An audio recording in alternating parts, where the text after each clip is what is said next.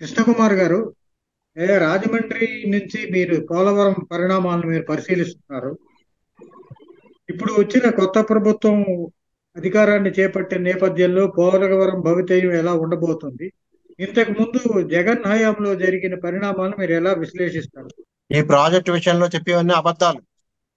జగన్ చెప్పిన అబద్ధమే, చంద్రబాబు నాయుడు ప్రభుత్వం చెప్పిన అబద్ధమే చెప్తున్నారు. ఇప్పుడు వాస్తవానికి ఇది ప్రభుత్వం జూన్ 2024 నాటికి ఉన్న స్టేటస్ మీకు చెప్తున్నాను చూడండి ఒకసారి.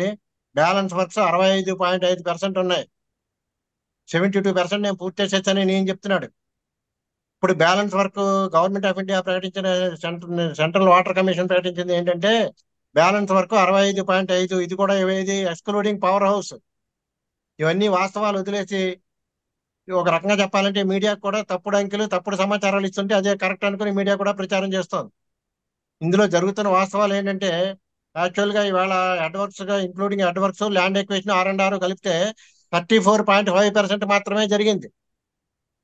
ఇది ఎందుకు ఇలా జరిగింది అని అడిగితే యాక్చువల్ గా చెప్పాలి అంటే ఇది వాస్తవం. వెనక్కి వెళ్దాం మనం ఒకసారి.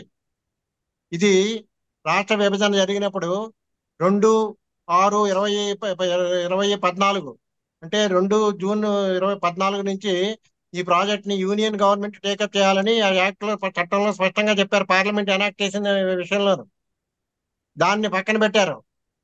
దానికి ఆ యాక్ట్ ని విరుద్ధంగా ఒక కాగితం కలం లేకుండా ఏమీ లేకుండా నువ్వు చేసుకో అని ఈయన అడిగాడు అన్నాడు. ఆయన చేసుకో అన్నారు ఏంటో తెలియదు.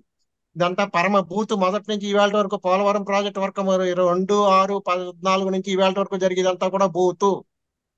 దేనికి చట్టబద్ధత లేదు.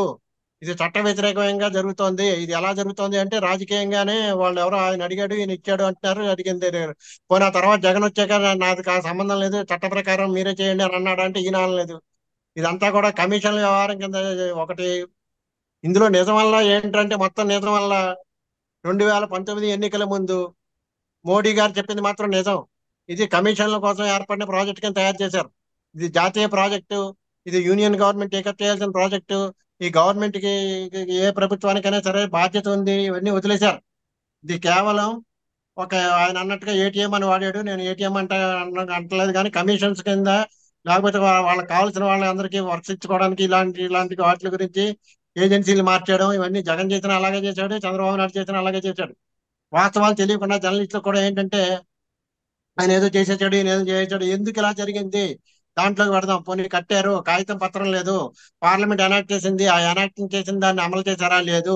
నీతి ఆయోగ్ పార్లమెంట్ కంటే ఎక్కువ అండి. నీతి ఆయోగ్ వాళ్ళు చెప్పారు వాళ్ళు చేసుకుంటా ఉన్నారు. వీళ్ళు ఇచ్చారు ఏంటి వాడు చేసుకుంటాను అన్న ఏంటి వీడు ఇవ్వడం ఏంటి అనుకుంటున్నారు. ఇది ఒక చిన్న ఒక 1000 రూపాయలు అప్పిస్తేనే ప్రామిసరీ నోట్ రాసుకుంటాడు కదా.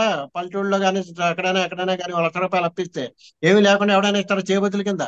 అటువంటిది ఒక పెద్ద ప్రాజెక్టు యూనియన్ గవర్నమెంట్ టేకప్ చేయాల్సిన ప్రాజెక్టు చట్టంలో స్పష్టంగా చెప్పిన ప్రాజెక్టు R&R అప్రాపరియేట్ గవర్నమెంట్ చేయాలి అని కూడా అందులో R&R గురించి కూడా ప్రస్తావిస్తే కేంద్రానికి సంబంధం లేదు రాష్ట్రమే చేసుకోవాలని ఎలా అంటారండి. R&R అనేది యూనియన్ గవర్నమెంట్ ప్రాజెక్ట్. ఇది నేషనల్ ప్రాజెక్ట్ అంటే కూడా కొన్ని రాష్ట్రాలకు సంబంధించిన ప్రాజెక్ట్. దీన్ని అలా కూడా చెప్పలేదు. యూనియన్ ప్రాజెక్ట్ అని చెప్పారు. యూనియన్ ప్రాజెక్ట్ అంటే ఈ దేశం మొత్తానికి సంబంధించిన ప్రాజెక్ట్ కింద ఏ రాష్ట్రానికి అంటే ఒకళ్ళు మళ్ళీ కన్సెంట్ ఇవ్వాల్సిన పని లేదు. తెలంగాణ ఇంకొకళ్ళు కన్సెంట్ ఇవ్వాల్సిన పని లేకుండా పెట్టారు యాక్ట్లను. అంటే ఆ ప్రాజెక్ట్ నిర్మాణానికి అయ్యే ఖర్చు అంతా కూడా కేంద్రం భరిస్తుంది. కేంద్రం అంటే ఎవరండి? మన దేశానికి సంబంధించిన ప్రభుత్వం, భారత ప్రభుత్వం భరించాలి. అదేం లేకుండా ఆయన అడిగాడు ఈయన ఇచ్చాడు. ఈయన విధిస్తున్నారు ఎంత అడిగారు లేకపోతే మేము 14తో ఖాయం చేస్తాం 15తో ఖాయం చేస్తాం ఇవన్నీ తప్పుడు మాటలు చెప్తున్నారు. ఈ తప్పుడు మాటలు ఇవన్నీ కట్టా కూడా యాక్చువల్ గా 43,900 చిల్లర కోట్లు అవసరమైన అయి ఉంటే ఇవాళ 17-18 లెక్క ప్రకారం నిన్నటి వరకు ఇచ్చింది జూన్ నెలాఖరు మన జూన్ ఫస్ట్ వరకు ఇచ్చింది 14,490 కోట్లు ఇచ్చారు. అంటే ఏమి ఇచ్చారు ఏం చేశారు? ప్రాజెక్టులు చేశారు. ల్యాండ్ ఎక్విజిషన్ కూడా ఈయన అయిపోయింది అన్నది 72% అయింది అన్నది కూడా అబద్ధం అన్నదాన్ని ఇంకో ఎగ్జాంపుల్ చెప్తాను. జగన్ ప్రభుత్వం వచ్చే నాటికి వీళ్ళు ఏం చెప్పారంటే ల్యాండ్ ఎక్విజిషన్ పార్ట్ మొత్తం పూర్తి చేసామన్నారు. అది కూడా అబద్ధమే. ల్యాండ్ ఎక్విజిషన్ కూడా గవర్నమెంట్ ఆఫ్ ఇండియా యాక్ట్ ప్రకారం జరగాలి. అలా జరగలేదు. స్టేట్ గవర్నమెంట్ యాక్ట్ ప్రకారం ఓన్లీ ల్యాండ్ ఎక్విజిషన్ మాత్రమే చేశారు. అది కూడా గవర్నమెంట్ ఆఫ్ ఇండియా పెట్టిన నిబంధనల ప్రకారం జరగలేదు. ల్యాండ్ ఎక్విజిషన్ ఒకటైనా R&R అంటే కాదు కదా. R&R అంటే రీహాబిలిటేషన్, హౌసింగ్ నిర్మాణాలు జరగాలి. అక్కడ వాళ్ళందరినీ హౌసింగ్ అక్కడ తరలించాలి. ఇవేమీ జరగలేదు. ఇనిషియేషన్ జరగలేదు. అసలు దానికి డబ్బులు ఎవడిస్తాడో తెలియదు ఇవాళ వరకు. వీళ్ళు అడగరు. వీళ్ళ మొహమాటాలు ఏంటి ఎవరికి తెలియదు. పైకో మాట చెప్తారు. అసలు విషయం ఏంటో వాళ్ళకి తెలియక కాదు. జగన్కి తెలియక కాదు, చంద్రబాబు నాయుడుకి తెలియక కాదు, అందరికీ తెలుసు. ఇది మనందరినీ మోసం, ఒక రకమైన పచ్చి మోసం, దగా నా దృష్టిలో ఇదంతా. ఈ పోలవరం ప్రాజెక్ట్ ని ఇదే దగాతో నడిస్తే ఎప్పటికే పూర్తవుతుంది. మీరు ఎన్ని చెప్పండి, 4 సీజన్లు అంటారా, 5 సీజన్లు అంటారా? నేను వచ్చే సీజన్ లో ఎలక్షన్ వచ్చేసింది, ఈ ఎలక్షన్ వచ్చే సీజన్ నాటికి ఎలక్షన్ అయినా అవగానే నేను మళ్ళీ నీళ్ళు ఇచ్చేస్తానని చెప్పాడు. ఎలా చెప్పేశాడు?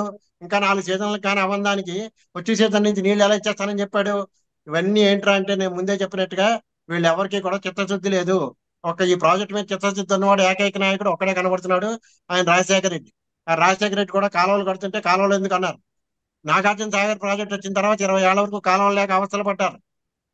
దాన్ని దృష్టిలో పెట్టుకుని కాలువలు తవ్వారు. కాలువలకి ఇంకోటి కూడా ఏంటంటే, దారి పొడవునా వేల కిలోమీటర్ల కొద్దీ ల్యాండ్ ఎక్విజిషన్ జరగాలి. ల్యాండ్ ఎక్విజిషన్ అన్నదే లేబోరియస్ ప్రాసెస్. దాన్ని చేయడం కోసం ముందు ఇవన్నీ వచ్చే లోపల, అడ్వాన్స్ మొదలయ్యే లోపల చేద్దామని ఏదో ప్రయత్నం జరిగింది. దాన్ని తప్పుపట్టారు, అది వదిలేయండి. ఆ తర్వాత వచ్చిన నాయకులు ఎవరికి కూడా చిత్తశుద్ధి లేదు, దాని మీద కాన్సన్ట్రేషన్ లేదు. ఎవరైనా సరే, అది కాంగ్రెస్ అవనండి, తర్వాత తెలుగుదేశం అవనండి, జగన్ అవనండి, మళ్ళీ ఇప్పుడు వచ్చిన చంద్రబాబు నాయుడు గారు అవనండి, ఎన్డీఏ అవనండి, ఎవరికైనా వీళ్ళు చిత్తశుద్ధితో ప్లాన్ చేసుకుని, అసలు డిజైన్స్ వీళ్ళు ఎవరండి వేయడానికి? లెక్క ప్రకారం, చట్ట ప్రకారం డిజైన్స్ వీళ్ళకి వేయడానికి లేదు. సిడబ్ల్యూసి వాళ్ళు డిజైన్స్ వేయించాలి, హైట్ ఎంతో నిర్ధారించాలి. హైట్లు హైట్ చెప్తున్నారు, వీళ్ళు పూర్తిగా వెళ్తారో వెళ్ళరో తెలియదు. పవర్ ప్రాజెక్ట్ వరకు పవర్ జనరేషన్ 900 మెగావాట్స్ పవర్ వచ్చి హైట్ పెడతారో లేదో తెలియదు. 41 అడుగులతో సరి చేస్తే హైట్ పెట్టగలిగిన పని లేదు. పక్కన పట్టిసీమ పంప్ హౌస్ ఎలాంటిదో ఇది అలాంటిదే అవుతుంది తప్ప, ఏంటి ఇందులో చిత్తశుద్ధి? వాస్తవాలు చెప్పమానండి. ఈ వాస్తవాలు లేకుండా ఇవి డిస్కస్ చేయడం, తప్పులతోటి తడకలతోటి, ఆయన వచ్చాడు కాబట్టి ఇది జరగలేదు, ఈయన వచ్చాడు కాబట్టి జరిగిపోతుంది, ఇది కరెక్ట్ కాదు. ఇది నిజంగా చిత్తశుద్ధి ఉంటే, మళ్ళీ ఇంకో విషయం కూడా చెప్తున్నా, 7 లక్షల ఎకరాలకి ఆయకట్టుకి సాగునీరు అందిస్తుంది కొత్తగా అంటున్నారు. తప్పు. ప్రాజెక్ట్ నుంచి ఏంటంటే 7 లక్షల ఎకరాలకి పూర్తిగా ఆలోచన వింటే చూడండి తేడా. 7 లక్షల ఎకరాలకి అదనపు ఆయకట్టు ఇవ్వడం వేరును, ఉన్న ఆయకట్టుని స్థిరీకరించడం వేరు. రెగ్యులైజేషన్ ఆఫ్ ది ఆయకట్టు అంటే ఆల్రెడీ ఉన్న ఆయకట్టుని స్థిరీకరించడం, ప్లస్ అదనంగా ఇప్పుడున్న ఆల్రెడీ ఇప్పుడు ఏలేరు ప్రాజెక్ట్ ఉంది, అయితే అక్కడ కొన్ని వైజాగ్ జిల్లాలో కొన్ని ప్రాజెక్టులు ఉన్నాయి, శ్రీకాకుళంలో కొన్ని ప్రాజెక్టులు ఉన్నాయి. వీటన్నింటికి రెగ్యులరైజేషన్ స్థిరీకరణ జరుగుతుంది. ఇప్పుడు ఏంటంటే ఆ గడ్డల నిండి, గడ్డ అంటారు ఆ ఏరియాలో, ఆ గడ్డల నిండి ఆ గడ్డల్లో నీళ్లు వస్తే రిజర్వాయర్ నుంచి పంప్ చేస్తుంటే వాటర్ వస్తుంటే అవి జరుగుతుంది. అలా కాకుండా పోలవరం వస్తే అది స్థిరీకరణ జరుగుతుంది. అది కాకుండా ఉత్తరాంధ్ర సజల స్రవంతి అని చెప్పి, ఉత్తరాంధ్ర జిల్లాలు 3 జిల్లాల్లోనూ ఎక్కడెక్కడ ల్యాండ్ అవైలబిలిటీ ఉంటుందో అక్కడ పెద్ద పెద్ద రిజర్వాయర్స్ కట్టి ఫ్లడ్స్ టైంలో ఈ పోలవరం కెనాల్స్ ద్వారా స్టోరేజ్ చేయడం, వాటిని వినియోగించుకోవడం, అలాగే ఇండస్ట్రియల్ పర్పస్ కి వినియోగించడం, స్టీల్ ప్లాంట్ కి ఉపయోగించడం, మంచినీటి ఉపయోగించడం, ఇన్ని ప్రాజెక్టులు మల్టీ ప్రాజెక్ట్ అంటాం కదా, బహుళార్థ సాధక ప్రాజెక్ట్. ఈ మల్టీనేషనల్ ప్రాజెక్ట్ ని తీసుకొచ్చి ఆఖరికి ఎందుకు పనికిరాని చేపల చెరువుని తయారు చేశారు. అన్ని అబద్ధాలు, ఏది నిజం చెప్పరు. ఏ ప్రభుత్వం చెప్పదు, కేంద్ర ప్రభుత్వం చెప్పదు, రాష్ట్ర ప్రభుత్వం చెప్పదు, ఏ ఏ ప్రభుత్వం మారినా చెప్పరు.